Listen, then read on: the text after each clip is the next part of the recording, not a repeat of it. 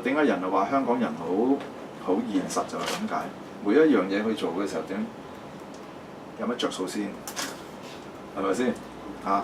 但係唔係個個都係咁噶嘛？即係等於有啲人嚟咯，買啲茶點，買啲食物，有啲又捐贈啲卡出嚟。咁佢個心係咪諗住我要攞翻幾多福報咧？我今日走去念經啦，念完21遍嘅大悲咒啦，揾個計數機出嚟，同觀世音菩薩計條數先。我念咗幾多遍咒，攞翻幾多嗱？如果你咁樣咧，就叫做有諗法，即係你想攞嘢，做善事你想攞嘢，唔做惡事就因為你唔想受罰。我剛才講嘅呢個係最基本啊！如果你連死落三惡道啊，你都唔驚啊，你照走去做就冇得救，係咪？你幫咗人，你想有福報去幫咁都好啊，你都去幫人哋啊嘛。但係如果我剛才講咗喺真諦嘅裏邊，菩薩去幫人嘅時候，佢係如虛空一樣。所以喺《金剛經》，須菩提就問佛陀啊嘛，佢話佛陀啊，菩薩如果有我相、人相、眾生相、壽者相嘅布施，佢唔可以叫做菩薩啊？佛陀話唔得，因為菩薩已經去到咧，能夠收到呢個般若嘅空位，佢能夠照見五蘊皆空，佢點會去執取呢？仲有一本經，我相信大家都聽過，叫做《普門品》啦。《普門品》咧就係觀世音菩薩其中一本經嘅裏面嘅一小撮。咁無盡意菩薩就同呢個就問佛陀，觀世音菩薩點解佢叫觀世音菩薩？咁觀世音菩薩佢就係為咗佢講佢嘅神力啦，同埋佢悲憫嘅眾生啦，佢能夠化身，即係佢為咗去度眾生，能夠化現一切嘅形象去度佢。咁後期佢就話咧，即係好啦，就有好多嗰啲人咧，佢哋咧就去布施啦，去供養呢個觀世音菩薩啦。咁佢咧就有當時嘅七寶啦，即係印度裏邊嗰啲硨磲啊、琉璃啊、瑪瑙，即係其實最貴重嘅，即係你等於咧香港翡翠啊、黃金、鑽石呢啲就去送俾觀世音菩薩。咁觀世音菩薩又點咧？佢唔肯受。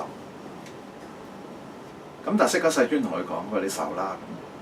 即係好似而家你話喺原始佛教咧，嗰啲僧人咧，佢哋去托缽咧，咁去托缽嘅時候咧，為咗都係啲眾生咧能夠去種一個福，所以即係俾啲食物，或者係啲衣物，係俾嗰啲僧人，唔係嗰僧人去貪求。咁菩薩觀世音菩薩就受咗佢。咁但係觀世音菩薩受咗佢嘅時候，佢唔係去貪呢個福報，係將呢啲福報咧再奉獻翻出嚟。即係佢受嘅時候就為咗眾生嗰個福報嘅啫。咁所以咧，即係話喺呢度亦都睇得到菩薩呢個空唔係表示佢係乜都冇，係佢呢個空只係空咗佢自己對世間裏邊嗰個嘅境裏邊嘅執取，所以能夠不住於上，佢已經知道呢個境係幻。咁但係佢喺個幻嘅裏邊咧，大乘佛法裏邊，佢最重要強調一樣嘢，佢除咗自覺之外，仲要點啊？覺他，自度，仲要度他。咁所以個大乘佛法強調一樣嘢，個大乘就係好似一架車無盡嘅，係任何嘅眾生裏邊佢都可以去到。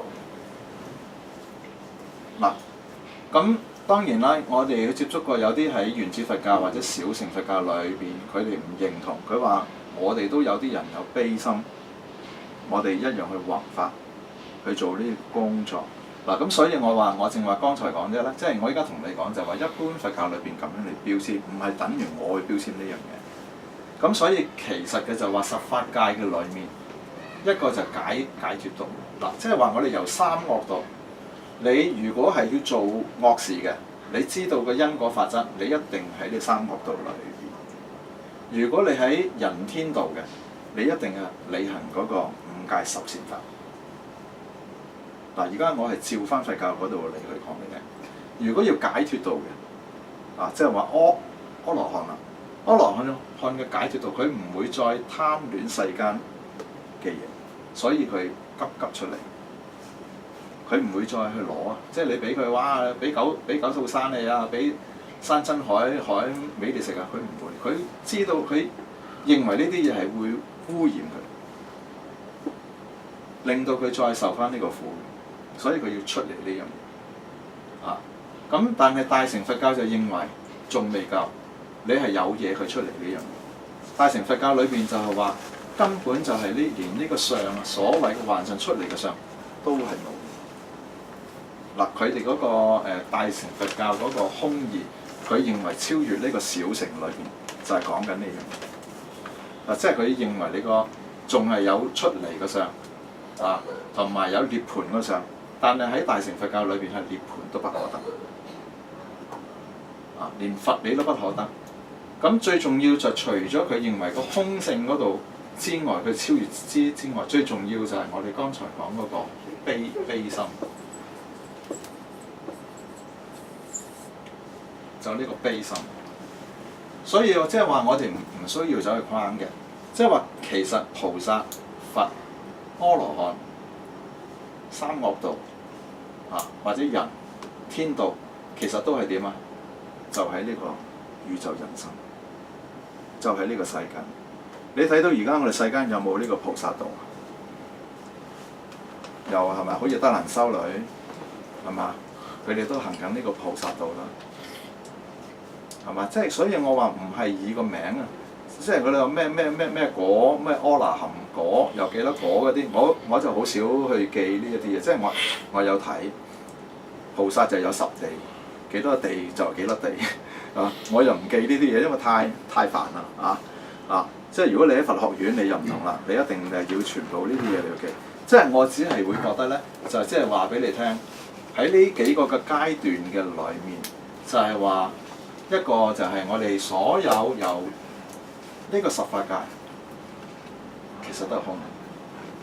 到最後就係我哋翻我哋叫做本體。但係呢個本體咧，都同大家去講過好多次啦。有咁多位唔知啊，咁多位。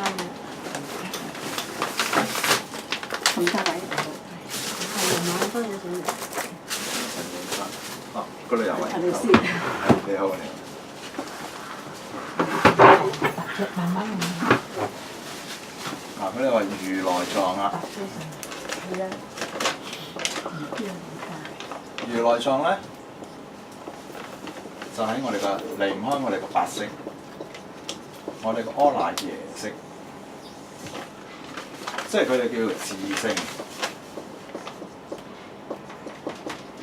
清淨藏，有啲係上藏呢個藏咧，其實就等於好似一個胎，即係我哋去結集咗一啲嘅嘢。咁佢喺釋迦世尊裏邊，而家同埋有好多講，佢話我哋本身我哋學佛，就係我哋要走翻我哋個本來。或者我哋個如來藏，或者我哋可以叫做本心。本心就係不垢不淨，唔係一個對立嘅嘢嚟嘅。咁所以有啲就話呢個如來藏咧，就係我哋未曾開始去分別一啲嘅嘢，我哋未曾起一念嘅時候，我哋個本心就係一種清淨本然。咁大家去聽一聽呢個如來藏先，即係我哋用，即係唔好講得太複雜啦。本體同如來藏講緊一樣嘢，就係佢本然一樣嘢。就冇所謂污同染嘅，污染係我哋個心。垢淨生滅都係我哋個心。在本體嚟去講就不生不滅。不垢、不淨啊。好啦，咁但係最大嘅問題係釋迦世尊咧有一句説話喺菩提樹下佢覺悟嘅時候，佢話眾生本具如來智慧德相，皆因妄想執着，係啦，我哋叫無明，而不能證得。嗱，一個就本來，就係我哋講如來藏啦。咁但係呢個如來藏都離唔開我哋嗰個阿賴耶識呢個白色，我哋嘅心識。有一個問題嘅就係話，佢話當我哋本身我哋嘅呢個本來唔係經過我哋嘅修行，唔係經過我哋嘅思維學習，係個本然就係咁樣。嗱，咁我哋而家要首先要明白一樣嘢。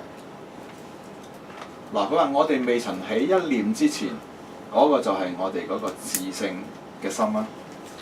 好啦，咁我哋要諗下一樣嘢就係話，好嗱，呢樣嘢我哋唔難明嘅，但係最重要嘅就係話，我哋點解會產生咗無明咧？就係妄想、執着啊嘛，佛陀話啊嘛，而不能證得啊！我哋污染咗啦，咁所以咧，而家啲人咧就話，佢話如來藏咧就自性清淨藏，係唔需要修噶。咁我哋嘅無明咧就係因為我哋嘅妄想執着啦。無明咧就係心對境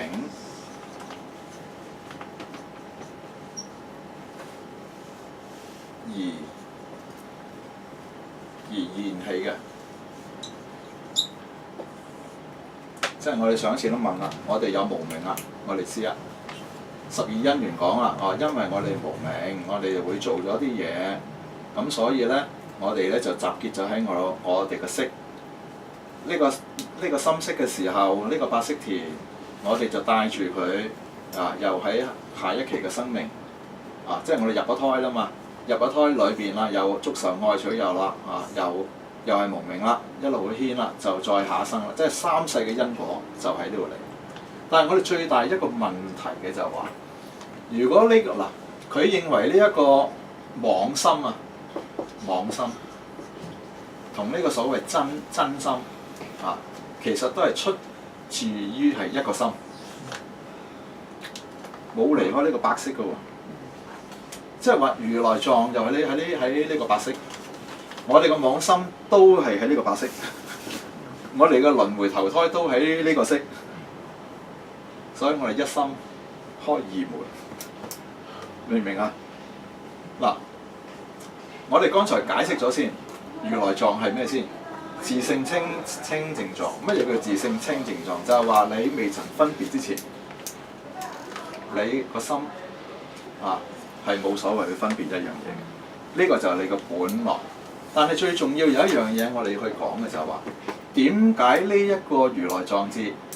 佢既然如果佢能夠係稱為一個覺性嘅，有呢個能力嘅，我哋上一次講，佢會唔會仲可以去喺我哋嘅心遇到個境嘅時候，而現出咗呢個妄想執着咧？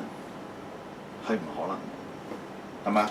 你正話之前係你未曾諗嘢之前，因為你可能你未遇到個境嘅，咁你係唔會現起一樣嘢。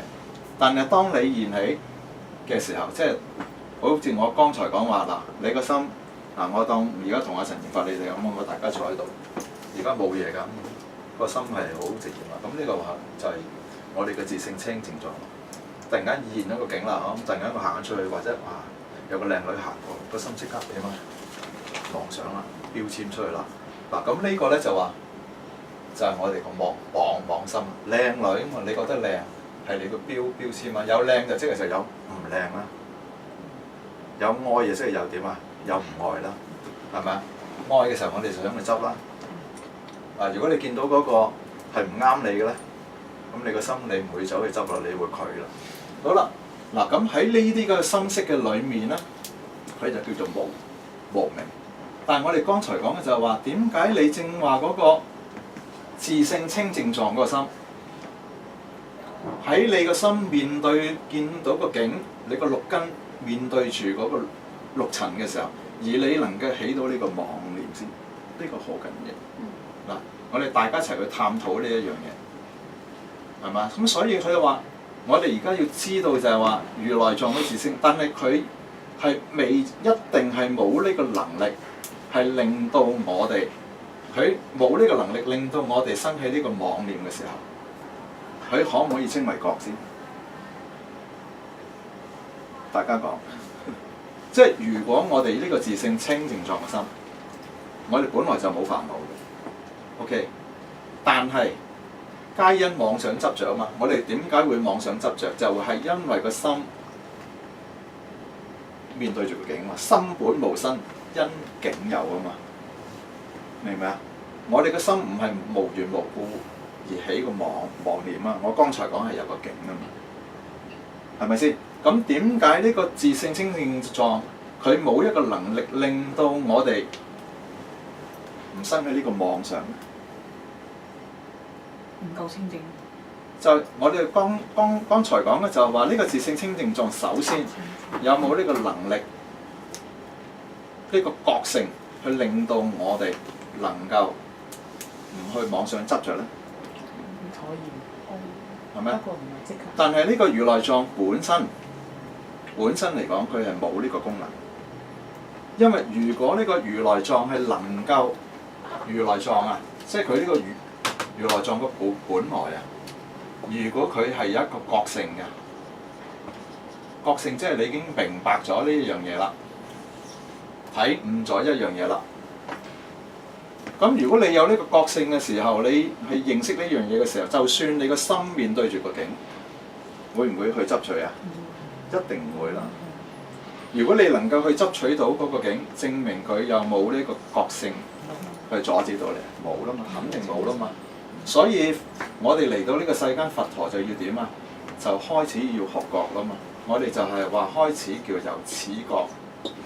佛陀嘅修行就係由開始係不覺，一念不覺就生三世。我哋咧無始以來就係因為我哋不覺啊。嗱，我哋一定要好清楚，我哋不覺，所以我哋要學啦，學佛啦，開始去覺啦，一路進行，去到我哋叫做究竟覺。究竟即係我哋圓滿啦。知道啦，我哋發生啲咩事咧？我哋又迷咯喎，由凡夫一路去學習啦。我以前迷啊，我唔緊要啊，我而家去學啦，去學佛啦。開始去聽經聞法啦，開始去體會啦，咪開始咯。此覺即係開始啦，係嘛？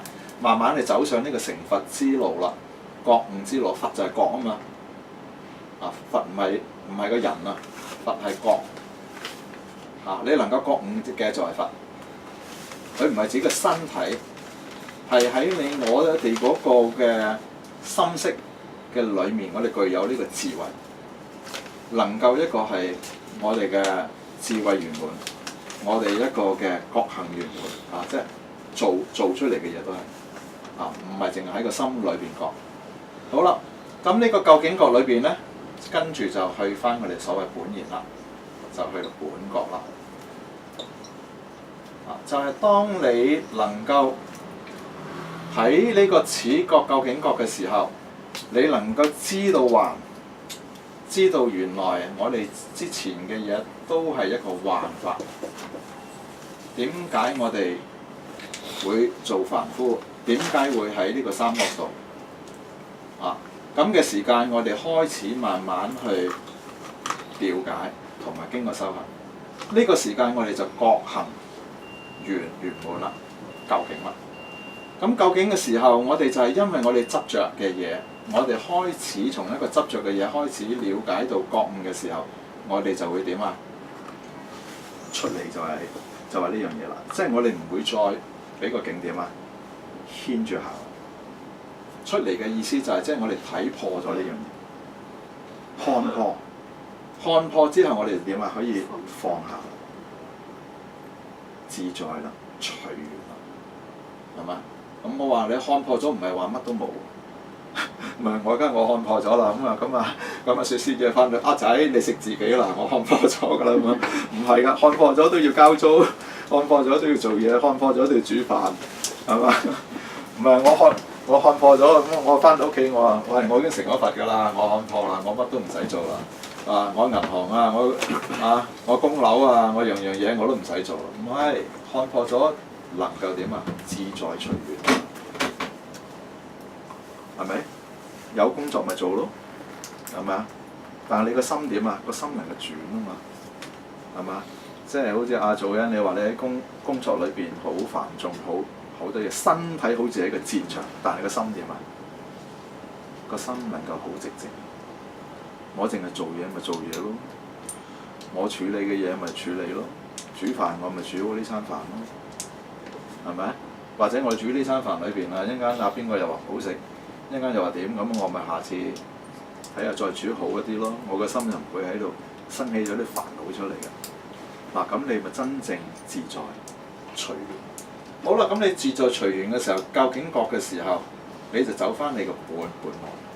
即係原來呢啲幻化嘅嘢唔係你個真心嚟嘅，原來你個真心就走翻你個本覺嘅，就係話你本來就冇呢個煩惱。就好似我上一次講話，我哋今日睇到一場雨，只是落下，但係我哋自己標籤過一場雨，係嘛？呢場雨好煩，呢場雨好浪漫，全部都係我哋自己嘅標籤出嚟。當你能夠放低一切妄想執着嘅時候，你就能夠證得嗰個本然嘅清淨心啦。所以皆因妄想執着而不能證得，證得就係你個本來個自性嘅清淨心，係咪啊？咁所以話係啊，你個修行裏邊係修真正嘅修行就係修卻你自己而家個無明嘅妄念啊，唔係修佢個本來啊嘛，啱啊！嗰個時間你先真正明啊！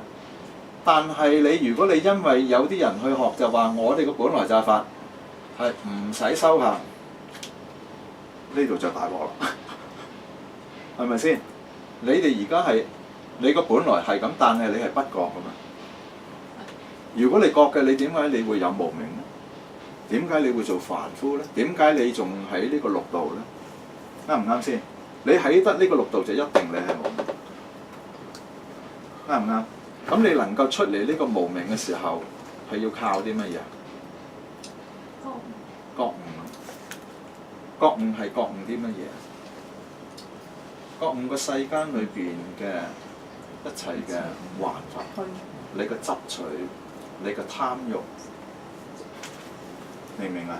就係你自己去攞啊！好似而家個世界就係咁啊，個個都要標籤啊嘛，所以贏在起跑線。係嘛？個個都要走去攞，個個都要搶，係嘛？啲小朋友人人都冇自由噶嘛，佢覺得佢好自由，邊有自由啫？個社會根本就係一套嘅制度，去綁住你哋。我哋根本就冇自由。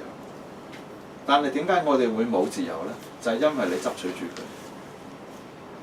你認為冇咗，所以有啲學生話我讀唔到大學，入唔到名校，我就冇希望。點解會冇希望？食嘅冇咁好，住嘅冇咁好啫嘛。但係佢覺得呢啲嘢係最好啊嘛。我做唔到最好嘅嘢，咁我咪就係失去咯。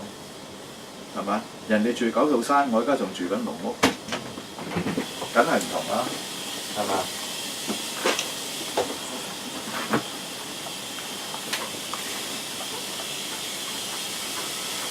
所以當你能夠真係去覺悟嘅時候，我哋仲有冇呢一個所謂嘅分別啊？即係我剛才講一個求得啊！我哋要有錢，我哋唔可以窮；我哋要生唔可以死；我哋要得唔可以失，唔會。因為你知道世間裏邊一切嘅嘢啊，都係隨住個因緣嘅，係嘛？個因果法裏邊，你覺得譬如你好似就話陳賢發咁樣，你話你學琴睇個因果法啊，你係冇實㗎，冇預設㗎。但問題個因果法唔係去扼殺咗㗎嘛，係嘛？就係因為空，你而家可以勤力，你亦都可以咩啊？懶惰，啱唔啱啊？你而家可以做好人，亦都可以做咩啊？做衰人，啱唔啱啊？隨時變㗎，真係㗎。一個好嘅人啊，隨時可以變一個真係嗰個心啊，可以變到好大奸大惡嘅人。但大奸大惡嘅人亦都可以變一個大善人，係冇定嘅。啊，咁嗱呢個就係我哋因果法裏邊要睇得通，因果雖有而不實。啊，咁但係嗰個體性嗰度咧，就係破除你對嗰個世間裏邊嗰個實有嘅執取。當你有執取嘅時候咧，你就好難去走得出嚟。所以輪迴嘅就係你個觀念你未破，仍然喺個上。所以呢個課程咧就話咗俾你哋聽。啊，世間裏邊嘅嘢，佛教講空，唔係話空到連因果都冇，唔係，因果係有嘅。啊，但係你唔需要去解壞。所以你遇到啲唔好嘅境啊，唔好啲嘢咧，因為個因果唔係實嘅。你有機會轉嘅，明唔明啊？唔需要咁介懷嘅，所以你只能夠努力去改善佢。喺個因嗰度，你個命運就會去改變。但係個命運裏邊咧，你都唔好去執取。點解咧？因為佛陀都講咗，人有生老病死，係咪啊？物有生住異滅，世界有成住壞空，啊，係一定係會咁嘅。人生有苦有樂咧，係好公平嘅，知唔知道啊？即係唔好話我個世間裏邊，我只能夠成功，唔可以失敗。冇失敗你就唔會就有成功，冇痛苦你就唔會就有快樂。痛苦唔係要嚟去逃避，逆境唔係要嚟去逃避，係俾你哋學習堅強，去面對、去體會、去超越，就係呢樣嘢。所以你唔需要怕苦。等於快樂嚟一樣啦，快樂咧會令到你點啊？更加貪慾，係咪啊？更加好狂妄，好多人好有錢，就係因為佢有錢，佢先做盡好多嗰啲唔好嘅事，係嘛？佢太有錢啦，我咪走去嫖啊，去賭啊，或者好似我話嗰啲富二代啊，係嘛？即係好驕傲啊！揸住架車去撞死咗人啊！咁啊，就一張票出嚟啊，俾條命你，值幾多錢咯？咁所以咧，無論苦樂咧，都係我哋個老師。如果我哋能夠咧，即係真正去能夠有智慧嘅話咧，苦樂我哋都唔會去執取，反而成就我哋。但係我哋如果唔知道嘅話咧，其實苦同樂咧，就係好似我哋嘅敵人一樣。究竟佢係你個老師教緊你成就你走得更高啊，定係令到你更執著？咁呢個睇你有冇智慧，即係生命一樣。生命嚟講，對你自己有智慧嘅人，你個生命係放光芒。但係如果你個生命係冇智慧嘅，其實生命嚟講對你度嚟講都係一場糟蹋，冇意義，毫無意義。咁所以我喺人生裏邊咧就珍惜當下。即係一個佛教徒，好好地去利用你而家現有嘅生命，好好地去生活，好好地去愛你身邊嘅人，真嘅，即係每一樣嘢，人生無盡嘅時空，就係不同嘅展現裏邊，就係我哋整個生命，佢唔係即係唔係淨一點，我哋已經喺無盡世嘅裏邊咧，已經好似咩啊，冰水雲雨。展現不同嘅相，但係我哋係冰嘅時候，我哋咪做好冰呢樣嘢咯，係咪先？即係好似而家妙賢師姐一樣，佢都本身有佢自己經歷，譬如身體裏邊嘅疾病啦，或者各方面啦，即係好似我都有啦，24小時我嘅耳仔耳鳴啦，我嘅內耳神經。已經受損咗，24小時啲高頻嘅禪聲一路吱聲嘅。咁但係有啲人會好痛苦，會想死咗佢。但係在我嚟講咧，係一種學習，係一種超越。所以人就係話，你要從好多嘅嘢裏邊去經歷，你先會成長。就唔係話去執取呢樣嘢。所以整個佛法咧，即係我就覺得咧，唔係話好似一般人講到淨去求啊點樣，係學習認識你生命嗰個意義，學識你自己點樣去面對你嘅生活，反而唔係講緊啲神神妙妙嗰啲嘢。係啊，好好地自己利用自己嘅生命去建立你自己同埋你自己周圍。如果你能夠有個正確嘅觀念係做得好咧，唔單止影響你自己嘅，你亦都可以幫助到你個家庭、你個工作嘅環境都會發展得好。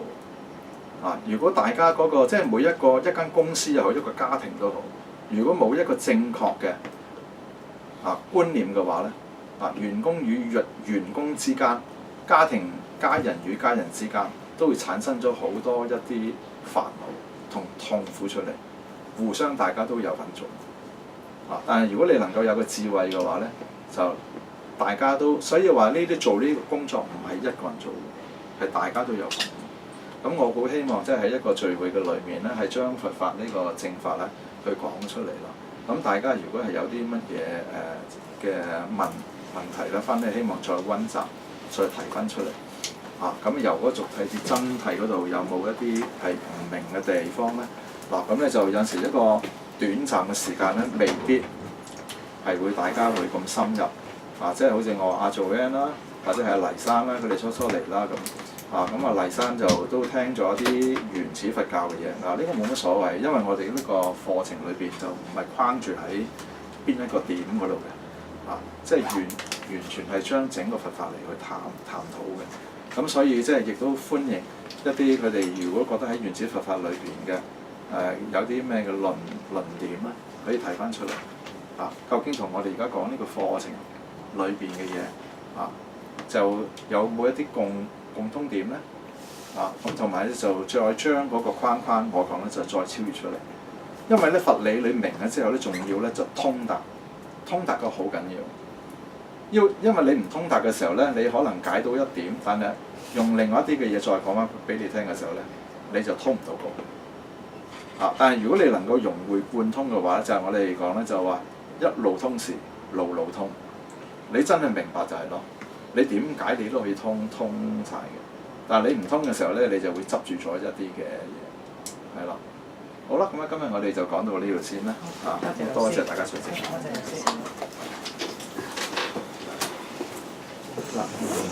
啲飲品呢三盒咧就冇雪糕嘅。呢度有啲餅乾啦，有餅乾啦，有啲馬仔啦，係啦，可以大家食啦。